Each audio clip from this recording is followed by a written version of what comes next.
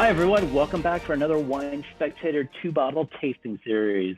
As usual, I've got my great wingman with me, Travis Hinkle, Advanced Psalm Beverage Director for the Post Oak Grand Award-winning wine list program here in Houston, Texas. Travis, welcome to the show. Oh, thanks, Keith. Super excited to be here to talk about some Carneros.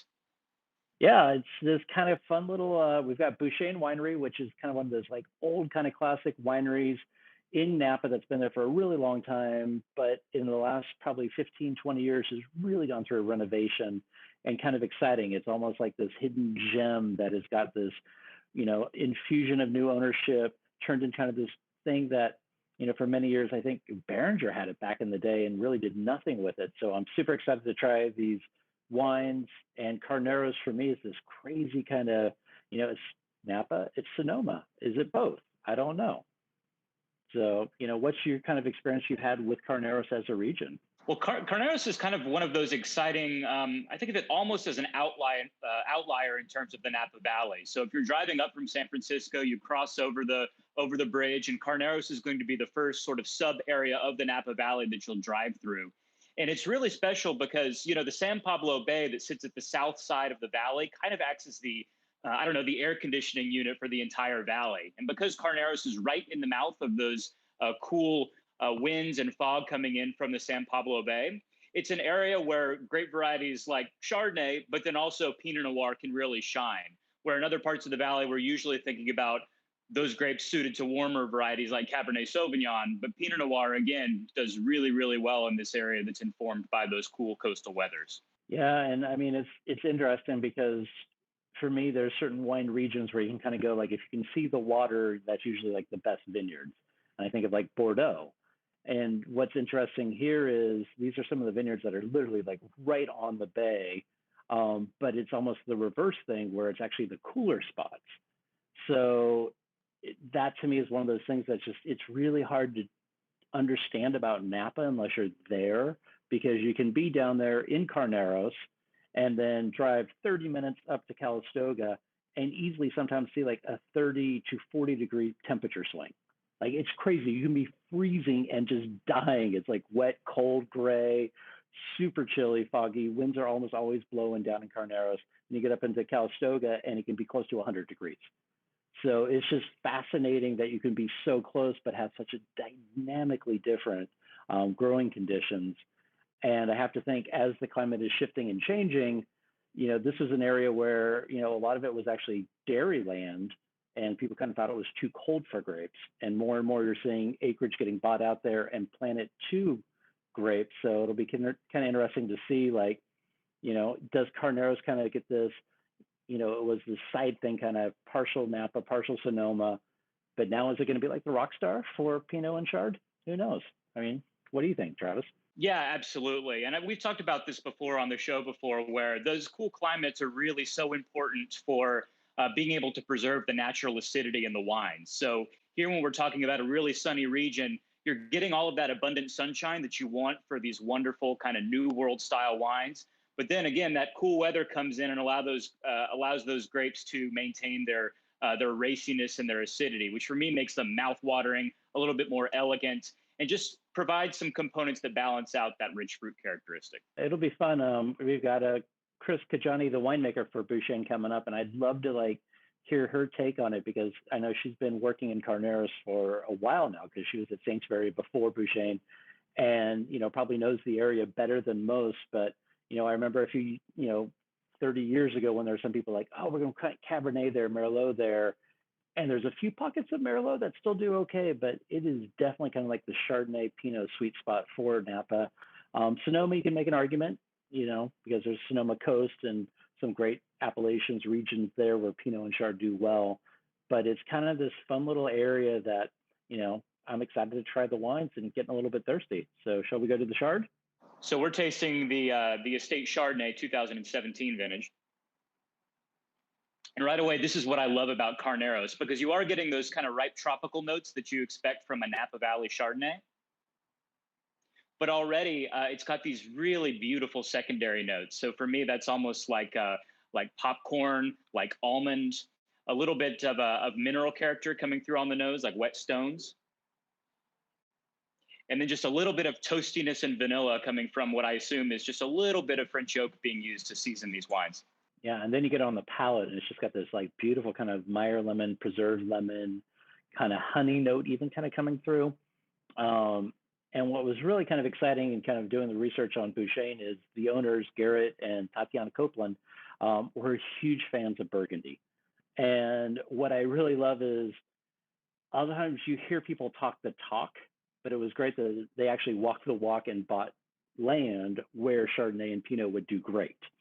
And to me, when I try this, it has almost kind of like that Chassagne Montrachet kind of richness but elegance going on. And it's not as buttery, oaky, tropical as, say, some of the other California Chardonnays that I've had. So I love that they love Burgundy. Let's try to find a place to do Burgundy. And I'd be very curious to hear what Chris is doing, like in the winery, to kind of keep that going or not going. But, this is something that I would love to like put in a blind tasting for you or some of the other Psalms on property just to see what you guys would end up calling, because there is actually a little bit of minerality showing through on the finish. Be tricky. And, this may sound strange to some viewers, but sometimes I think about wine on the palate almost like shapes. And for me, this wine has almost a reverse tier shape where it kind of starts off broad and you're getting those, again, ripe fruit flavors, but then very quickly it tapers down in your mouth. And so you're left with this sort of very precise mouth-watering acidity, which again makes it finish dry. It's not one of these sort of cloying California Chardonnays that you sometimes encounter. Yeah, like, and this with food would be absolutely delicious. And like, I'd be like so happy with like a roast chicken with a squeeze of lemon on it. It'd be so good. And it's funny that I definitely, when I taste as well too, kind of do that. My term for it was more like 3D mapping of the wine. And like, I kind of like to think what it is in the palate. And this definitely has, kind of a palate feel you don't see that often coming out of Napa. So pretty cool. Let's try the Pinot.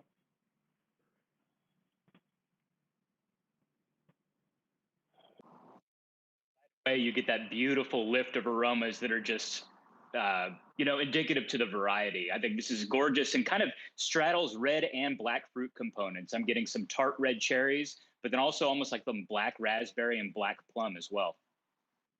Yeah, but the other part that for me is, and it just speaks to this area, is I get this like crazy cola nut. And it's like this cola nut, sarsaparilla, kind of dark herbal thing.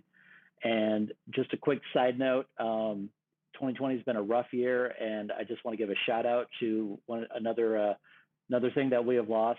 Tab, you had a good run, and I'm sorry that we've lost Tab. But being here in Houston, in Texas, Mr. Pibb, live on. But anyways, I kind of bring it on because it has that kind of like Mr. Pibb, Tab, cherry cola, kind of cool sweetness, but also herbal thing going on. That to me is Pinot. And then underneath that, there's even kind of like a dried floral thing, which is pretty. Rose petal, potpourri, that sort of thing. And for me, Pinot Noir almost always has this really enticing allspice character. And that spiciness we sometimes think comes from oak, but I actually think in the terms of this subtle allspice, that's just something that's classic for me, varietally for Pinot Noir. Yeah, and I'll be curious to see if Chris says if maybe there's a little bit of whole cluster, some stems in there. And you may say like that allspice, for me, it makes me think a little bit of like Peking duck, which is always a happy thing, thinking of Peking duck.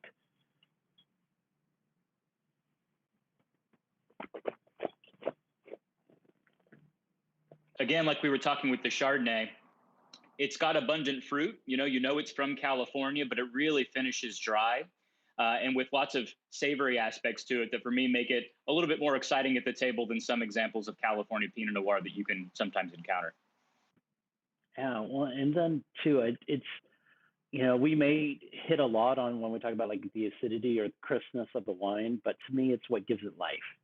And there's an energy to this. And yes, that fruit is ripe, it's rich, but there's just something about that energy that the crispness brings on the finish that makes you want to go in for another glass. And also too, that seductive aromas that, is such textbook Pinot and delicious Pinot, makes you want to kind of go back in, but that acid is what makes you want to keep drinking it.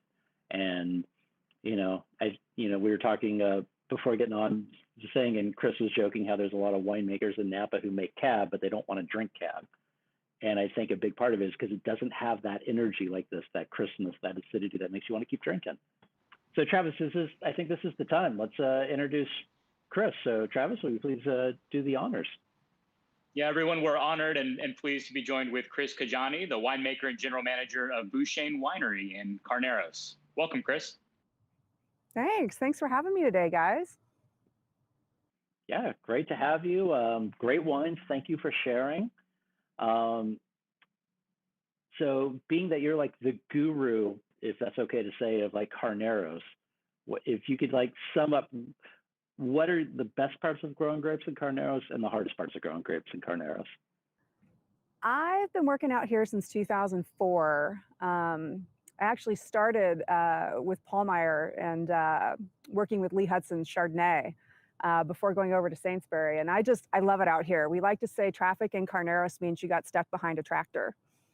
And what you guys were talking about with the maritime influence, the fog that comes in, just like you would see in San Francisco, the kind of very, very cool breeze off the bay, all of that really just allows for superb wine growing conditions for thin-skinned varieties like Pinot Noir and for a really kind of bright and vivacious Chardonnay.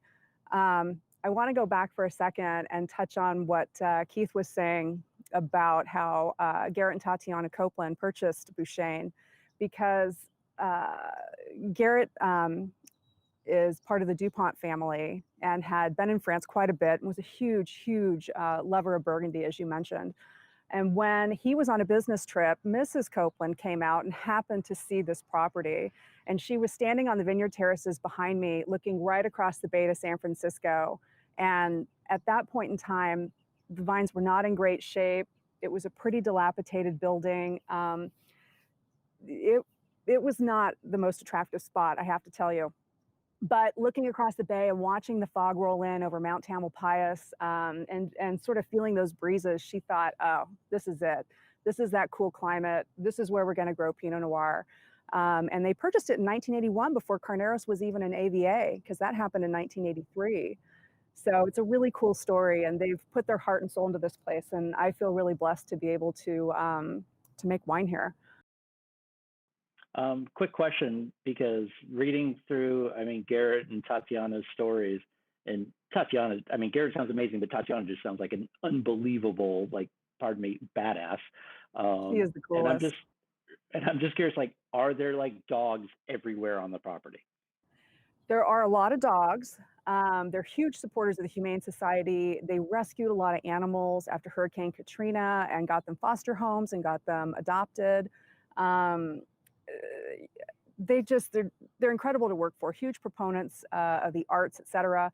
But yeah, that's one of the very, very first interview questions is, do you have a dog? And honestly, I almost didn't get this job because I had a younger child at the time. And when she asked if I had a dog, I was like, no, because I'm taking care of this little person right now. There's no room for puppies. And she kind of looked at me. I'm like, but we will have one. We will get one.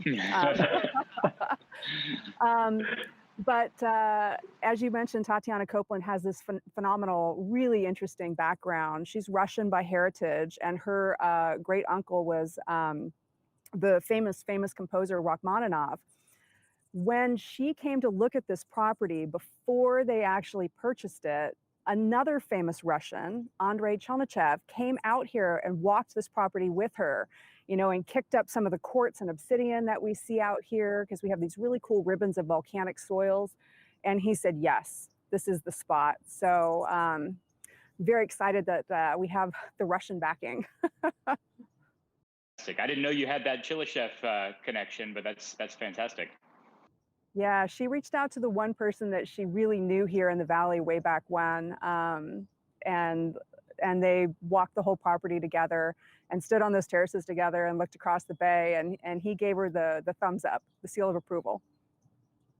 Now, kind of being that they did get the property in '83 and were able to kind of add on acres, plants, how much did you guys dive into the clonal selections, trying to play that game, or how much of this was, long term, what do we want in the bottle? How do we get the vineyards to help us get there? Right. We dug about 15 soil pits when I got here in 2015. And for viewers that have not been in a soil pit, it's like a really bizarre grave. It's about 3 feet wide and about 6 feet long and about 6 feet deep. And so it's above my head, and you're standing there looking at the stratification of soils, just figuring out drainage, how much topsoil, how much clay, is it cobbled, is there some gravelly, better drainage in certain sites, and really kind of digging into what this soil looks like. You can also run chemistry on these different layers of soil to get a better idea of what rootstock to use or what amendments you might need to make. And so we did all of that in different parts of the vineyard. And we saw that we had this amazing block of Chardonnay. It was planted in 81, but it also, as they were digging the soil pits, those last few scoops of soil pit down 6 feet had almost like a bocce court consistency, this gorgeous gravel. And at that point, that sort of drainage really lends itself to Pinot Noir. So it broke my heart a little to pull out 14 acres of Chardonnay planted in 81. I mean, it was so pretty, and we still have about 30 acres left. But that's where we've put in a lot of the new clonal selections. And when I say new, there's nothing new about Pinot, right? It's one of the oldest varieties on the planet. But these really interesting California heritage clones, the ones that were kind of snuck in from Burgundy, Mount Eden and Calera, some of these just kind of sexy selections that are really known to be standalone. And by standalone, I mean, you know, if you are able to bottle 200-300 cases, just to follow that clone on its own, it can be a real surprise. Some of these really just pop, you know, incredible cardamom, things that are really intriguing. And so we like to follow them on their own. And then after that selection, we put together sort of all these other fun pieces of it and get the estate Pinot Noir blend all set. Fantastic. And do you guys play much with non-estate, or pretty much almost all the wines are going to be working with your estate fruit? We have worked with G Vineyard since their first fruit, which was 1984, and I'm looking at it right now. It's right across the road from us. Dr. G was a nuclear physicist. I'm not making that up. And believe it or not, there was another nuclear guy at the end of the road across from the old Acacia. And that was the St. Clair Vineyard, Jim St. Clair. And Jim St. Clair talked Dr. G into planting, and Dr. G used the same rootstock, same plant material, same spacing, same everything, used Jim St. Clair's budwood, which they call the St. Clair clone. To me, it looks a lot like Martini. It has a lot of the same character as Martini, but who knows?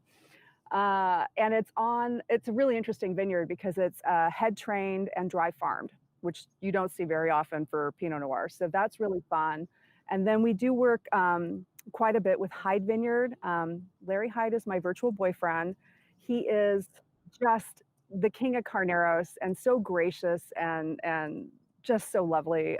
And when we went to replant that 14 acres I was telling you about, I picked Larry's brain and bugged him constantly. So we do a little bit of their Chardonnay, a little Syrah, and a little Merlot, as you mentioned. His side of Carneros is very slightly warmer, and the Merlot is really lovely. And then because we are just interested in making 20 different wines, we buy a little bit of Riesling and a little bit of Pinot Blanc, just to kind of have 1 acre of each and mix it up a little bit for our wine club. Very cool. And then everything else is estate. There's 104 acres here with about 88 acres planted. And it's about 50-50 Pinot Chardonnay. And then when we did the 14-acre replant, we did add in some of our own Riesling, a tiny bit of Syrah that came from, the budwood came from the Hyde Vineyard, and a tiny bit of Gewürztraminer, just because. Great. And I have a question. So many of us on the sommelier and restaurant side tend to think of Carneros as sort of one thing, but you all make a point of indicating that you're working with a variety of different microclimates across Carneros. Could you talk a little bit about how the appellation is different, either from east to west, or else along different areas where the soils may vary, or what's the diversity we're dealing with here? Sure. I've worked with both sides of Carneros. We used to work with a lot of San Giacomo fruit when I was with Sainsbury, and the fog tends to pull back slightly earlier on the Sonoma side. The Napa River really sucks that fog in. And as you guys may know, having been here in the summertime, it'll go all the way up into St. Helena some days. And it will literally look like a river of fog on top of the river. It's amazing. And it will do that also up the Petaluma River, but seemingly it pulls back a little bit sooner. I think with the Petaluma Gap and the cool breezes that go through there, it doesn't have that same pull as the heat up valley in Napa and that heat from Calistoga and St. Helena that really pull that fog in deep. So other sort of areas of Carneros, Mount Veeder basically is on our northern side, and Mount Veeder's an old volcano. And so depending on where you are, there are these crazy ribbons of quartz and of onyx and obsidian. Really, really beautiful, beautiful soil variation. There's definitely some deep clay, which can be fantastic, holds water really well, and Chardonnay tends to need a bit more of that and doesn't require the same drainage as Pinot Noir. And there's warmer areas, so we're very close to the water. But as I mentioned before, if you go across Highway 12 and you're headed up Old Sonoma Road, that's where Sainsbury's old ranch was. That's where Hyde is. And if you want to do something with a little bit of a warmer variety, you can. So Merlot over there does really well. And in fact, I think Larry Hyde even has a bit of Cabernet. And down here on the water, we're going to hold a little bit more acid. We're going to have a little bit more fog and a little bit more wind right on the water. And depending on sort of the aspect of the vine, we will plant different things based on the amount of sunshine it's going to get and based on the amount of drainage and soil characteristics, as I mentioned, the soil pits. So there's a lot of microclimate here to play with. It's been a lot of fun. Very cool. And then do you have as big a diurnal shifts as Up Valley, or is it a little bit more low and slow, longer growing season or shorter growing season? Well,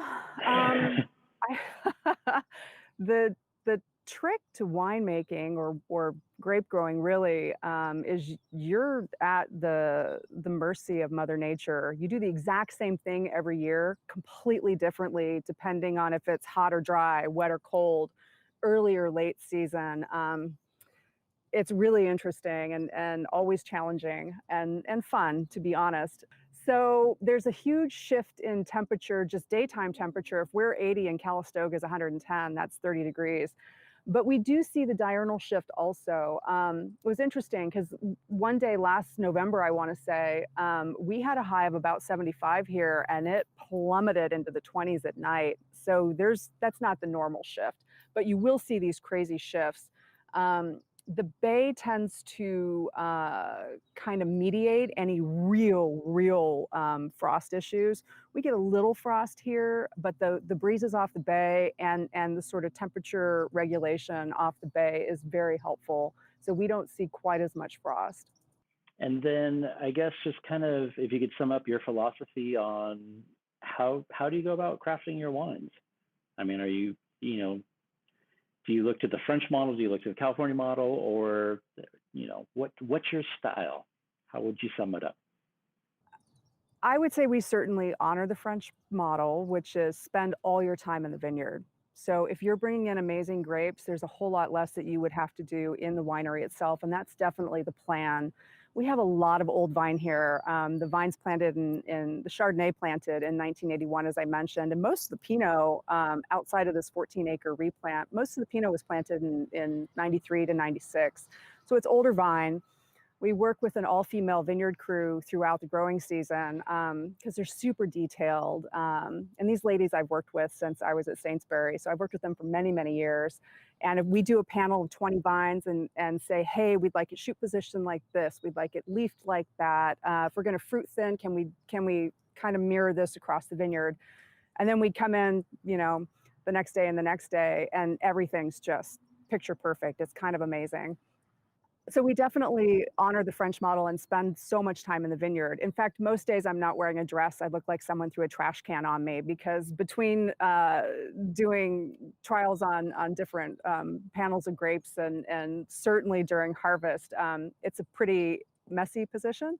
But it's great to go out and watch the full cycle. You're watching bud break, you're watching bloom, you're watching veraison, and tasting grapes before you've even had your coffee in the morning. I'm staring at my coffee now. Um, so all of that has been incredibly rewarding, and I think it just makes a better wine when that time and that effort and that energy is put into the vineyard. We have also redone the winery itself. Things that are not very sexy, like trench drains and flooring and glycol systems and punch down devices and stuff that's not sexy, but is really important because you want your winery to be clean. You want to make sure that all the grapes that you've worked so hard during the year um, to instill the best quality you can come into a winery that is not going to allow for any spoilage. And so we've spent a lot of time, not only in the vineyard, but upgrading the winery and some of those systems. So now now we're kind of on cruise control. It's a lot of fun. We'll segue to that, and we can kind of keep it geeky while we started that direction. So Chardonnay begins coming into the winery. Is there anything in particular you're doing to craft this style of Chardonnay? Any special presses? How about malolactic fermentation? Your oak sort of philosophy? Could you talk a little bit about that? Yeah, we're huge fans of Chardonnay here, in kind of that Burgundian mindset, right? Chardonnay is just king. And so, in addition to kind of babying the vines throughout the season and doing a pretty low crop on these vines planted in 81 and 84, we're harvesting at night. Everything's on the crush pad by 6 o'clock in the morning. Fruit's nice and cold. It goes into a Euro press, 3 hour press cycle. And one of the fun things we do is we're settling that juice overnight. And as we barrel that juice down, because it is barrel fermented, when you get to the bottom of the tank and you have lees that have settled, we just take huge handfuls of those lees and you just get your face in it and you smell it and you taste it. And if it's, you know, peachy and white flower and it smells delicious, we just start taking huge pitchers and sticking that straight into the barrel. And that additional lees contact, my feeling is when you're doing a wine that's part malolactic and you're not going all the way through, and so you're maintaining some of that malic acid and it gives you some of that tension in the wine. If you can round that slightly with some additional lees, the wines just turn out so beautifully. We actually learned that technique from Ted Lemon at Literai, so I stole that from Ted. Um, but we love the way that the body of the wine comes together with that additional lees contact. And then I think, as Keith had mentioned, it's about 15 or so percent of new oak, and it's all French oak. Um, so that little bit of oak adds a spice and adds a layer, but we're not crushing the freshness of the fruit and that sort of vitality of the fruit with large percentages of oak, just enough to add a little layer to it. Great. And then how about for Pinot Noir? So when Pinot Noir comes in, any whole cluster or partial whole cluster, what's your philosophy there? Yeah, so Pinot Noir, depending on season, we will definitely add whole cluster. We have some seasons that are late, where the rachis, which actually connects the cluster to the shoot itself, will be really green. And in those cases, we don't tend to do a lot of whole cluster. I like a rachis that is really brown and it adds, like somebody was mentioning cola nut, like it adds this crazy spicy component, almost cola and definitely some cinnamon. And that's not from oak. That's like from that whole cluster. That's really fun and adds this great layer to the wine. So we will definitely do that in seasons where we get good lignification and that rachis itself is like brown and ready for whole cluster.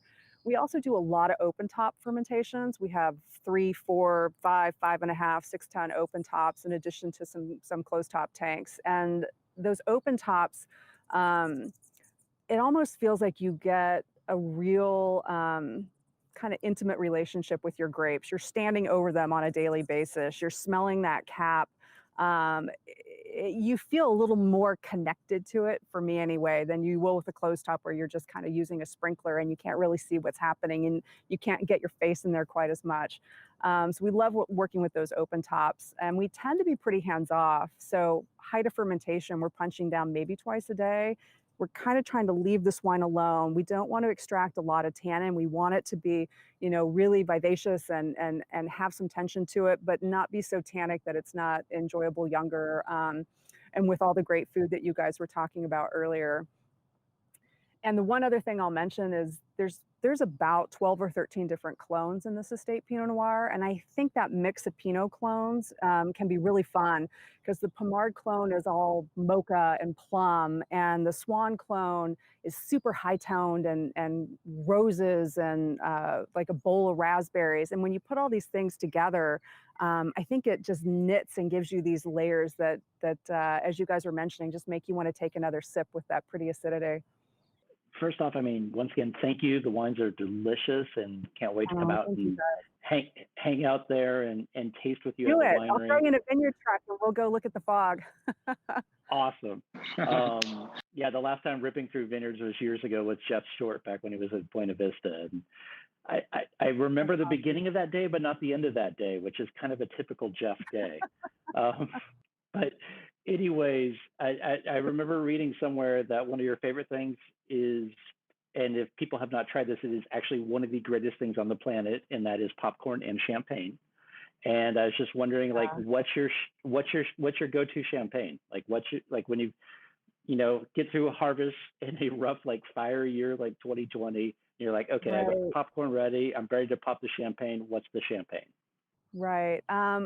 I really love that Agripar, and it doesn't really matter which bottling it is as far as I'm concerned. I just love the tension to the champagne and that kind of like just beautiful bracing palate. And then when you put it with popcorn and maybe even like sprinkle some dill on the popcorn with your butter, it's magic. It's magic. You have to try it.